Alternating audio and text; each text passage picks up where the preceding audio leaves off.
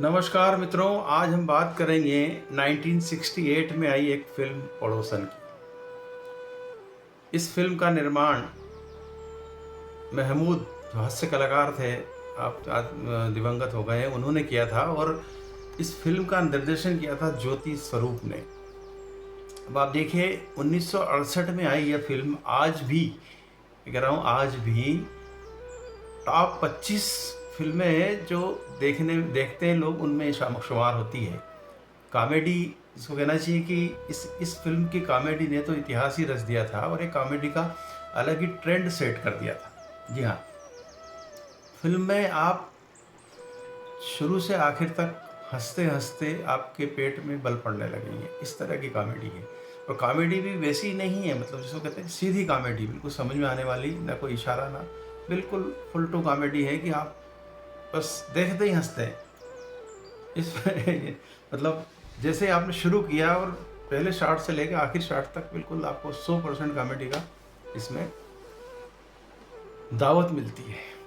Film में अभिनय किया है सुनील दत्त ने, सायरा बानो ने, केस्टो मुखर्जी ने और सबसे बड़ी बात ओम प्रकाश ने। और सबसे बड़ी बात क्या है कि इस फिल्म में सबसे ज़्यादा वाहवाही लूट ले गए हैं किशोर कुमार। वे आमतौर पर अभिनय नहीं किया करते थे और इस फिल्म में भी अभिनय का उनका कोई इरादा नहीं था, लेकिन महमूद के कहने पर वो मान गए और वो ऐसे माने और ये फिल्म भी ऐसी चली कि आज भी किशोर कुमार का जो इस फिल्म के जो एक्टिंग है वो उसकी मिसाल दी जाती है। वही ढीला ढाला कुर्ता, धोती और मूछें किशोर कुमार की, और पान की साइड में पीक जो आ जाता पान खाते खाते, कलकतिया पान। और एक संगीतकार बने हैं उसमें, म्यूजिक डायरेक्टर। 4-5 लोगों की मंडली होती है जिसमें केस्टो मुखर्जी, एक दो और कॉमेडियन है, उनका नाम भूल रहा हूँ, और मुकरी भी उसमें है। और वो बस गम्मत करते रहते हैं बैठे बैठे और गीत बनाते रहते हैं। और उनका एक चेला होता है सुनील दत्त। सुनील दत्त इतने महान कलाकार थे कि इसमें वो बोड़म बने हैं, बिल्कुल मूर्ख टाइप के जो कैरेक्टर होता है ना। तो इस फिल्म को देखने के बाद आपको लगेगा कि क्या वाकई सुनील दत्त मूर्ख थे, मतलब इतनी अच्छी एक्टिंग करी उन्होंने। उनकी एक्टिंग के दूसरे भी आप मेरा साया वगैरह में देखेंगे, दूसरी फिल्मों में देखेंगे, मुझे जीनो दो में, तो वो अलग कल्ट की पिक्चरें थी। पर इसमें जब उनको कॉमेडी करना थी और बिल्कुल मूर्ख आदमी का रोल करना था, तो बिल्कुल मूर्ख ही बने हैं इसके अंदर। आप कहीं से कहीं तक लगेगा नहीं कि ये टोपी लगा ली उन्होंने, एक काली टोपी, और तो गुरु के चरणों में लगे रहते हैं। अब ऐसे में क्या होता है कि उनके पड़ोस में एक सायरा बानो का घर रहता है, आमने सामने गली, जैसे गलियाँ होती है ना हमारे बनारस की, या कहीं की गली ले लीजिए, इस खिड़की से उस खिड़की में दिखता है, तो वहाँ सायरा बानो रहती है। और सायरा बानो को क्या है कि गाने बजाने और संगीत का शौक है। अब इनकी नज़र पड़ती है सुनील दत्त की कि ये तो लड़की अच्छी है, इसको पटाना कैसे है। तो बिना गीत गाए या गीत पटाए वो पटना नहीं है, तो गुरु के पास जाते हैं किशोर कुमार। तो किशोर कुमार जो संगीतकार के साथ मजाकिया रोल भी है उनका, तुमने कैसा कर यार, तू गाना सीख ले, तो लड़की पटाना है तो गाना तो आना चाहिए। खूब कोशिश करते हैं गाना सारे कर करके, वो तो बिल्कुल बेकार हो जाता है। वो तो मुझसे उन्होंने हार मान ले, सुन लग कब नहीं बनेगा भैया मेरे से, वो तो कोई और तजवीज़ लगा। अब गुरु जो किशोर कुमार, वो तुक्का लगाते हैं कि ऐसा कर, तो खिड़की में खड़ा हो जा, पीछे से हम गाते हैं, और उसको गाना सुना, लड़की को रिप्रेस कर। शुरू होता है खेल वहीं से मेरे सामने वाली खिड़की में एक चांद का टुकड़ा रहता है, अफसोस ये है कि वो मुझसे कुछ उखड़ा उखड़ा रहता है। ये गीत राजेंद्र कृष्ण ने लिखा था और उस फिल्म में आर.डी. बर्मन का संगीत है। महमूद ज़्यादातर अपनी फिल्मों में आर.डी. बर्मन के संगीत ही लिया करते थे। इस गाना को गा के हाथ पे हिलाना थे, वो सिखा दिए थे उनको, मतलब जो बूढ़ा आदमी बनाया उसमें सुनील का कैरेक्टर, उसको सिखा दिया हाथ पे हिलाना, गाना होट हिलाना।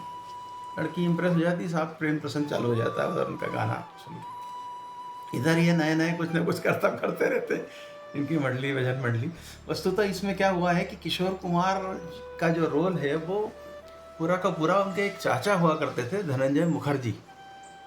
वो उनकी चाल ढाल, उनका रंग ढंग, उनका वेशभूषा, उसको आधार बना के उन्होंने पूरा इस फिल्म में उसको इम्प्रोवाइज़ किया है पूरा, और बहुत अच्छा इम्प्रोवाइज़ किया है। और आप देखेंगे तो लगेगा कि आपको ये किसी, यदि छूट गई है किसी की ये फिल्म देखना पड़ोसन, देखी हो तो 1-2 बार और देख सकते हैं, लेकिन यदि बाय द वे किसी की छूटी है, तो आपको लगेगा कि यार ये खजाना तो हमसे ऐसे ही छूटा पड़ा था। आज तक हमने देखा क्यों नहीं इस फ़िल्म को? इस तरह की फ़िल्में हैं वो। तो वो मैं कह रहा था कि धनंजय बनर्जी वो भी एक सिंगर थे, क्लासिकल सिंगर थे, और उनका जो कैरेक्टर था, उस कैरेक्टर को इसमें उन्होंने इम्प्रोवाइज़ किया है। और दूसरी बात कि इस फ़िल्म में एक गाना और आता है कि चतुर नार बड़ी होशियार करके सिंगार, मेरे मन के द्वार से घुसत जात वो तमाम तरह का क्लासिकल गाना है। वो गाना किशोर कुमार के बड़े भाई अशोक कुमार ने फ़िल्म झूला में गाया था 1948 में। ये बनी 1968 में, 20 साल पहले गा चुके थे इस गीत को। लेकिन जब इस गीत को नए तरीके से बनाया तो वो एक अलग ही फेमस हो गया। और आज भी एक चतुर नार कहीं भी सुनेंगे आप तो मज़ा आएगा। दोनों की नोक झोंक है उसमें, किशोर कुमार और महमूद की। तो कहानी ये शुरू हो रही थी कि खिड़की से गाना गा के मेरे सामने वाली खिड़की में वो पटा, प्रेम प्रसंग चालू हो जाता है उनका।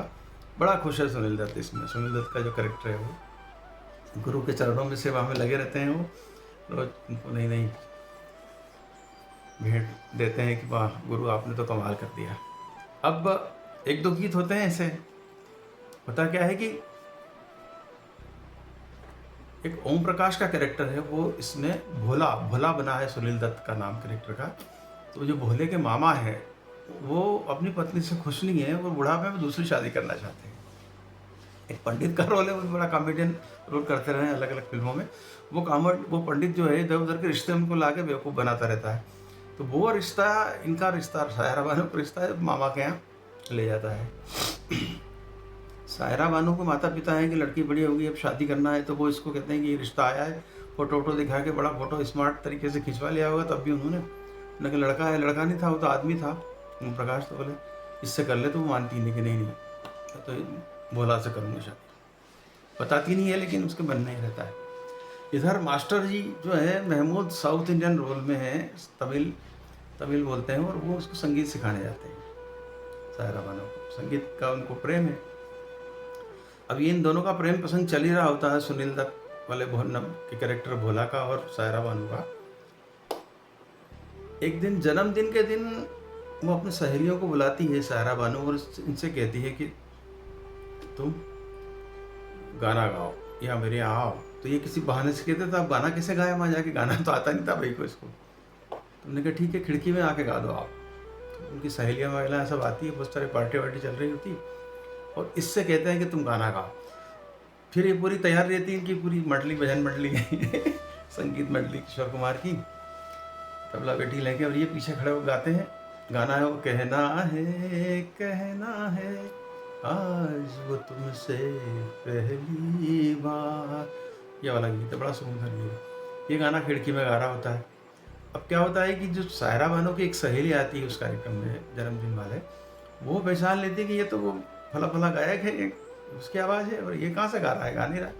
वो धीरे से फिर इसको कहती है चल इधर आ मेरे पास, और पीछे से लाके पकड़वा देती है उसको। ये भाई हाथ पे हिलाते रहते हैं, और इधर ये किशोर कुमार पान का भीख सूखते हुए गाना वाला गाते इधर आ गए। इधर आ गए तो नाराज़ हो गई वो। पिक्चर देखिए 3 घंटे की पिक्चर बनी है सब, ये तो ये 10 मिनट में बात खत्म हो रही है।